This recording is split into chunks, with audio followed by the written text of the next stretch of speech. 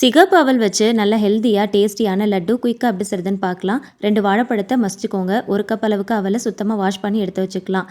அரை முடி தேங்காயில் கொஞ்சம் போல் ஏலக்காய் சுக்கு சேர்த்து துருவி எடுத்து வச்சுக்கலாம். வாஷ் பண்ணி வச்சிருக்கிற அவலை கடாயில் போட்டு ஒரு 2லேருந்து 3 நிமிஷம் போல் வறுத்திங்கன்னா அதில் இருக்கிற ஈரப்பதம் சுத்தமாக போயிடும். இந்த தட்டில் மாற்றிட்டு ஆற வச்சுக்கலாம். கடாயில் 3/4 கப் அளவுக்கு நாட்டு சக்கரை, 1/4 கப் அளவுக்கு தண்ணி ஊற்றி நல்லா கரைச்சி எடுத்து வச்சுக்கலாம்.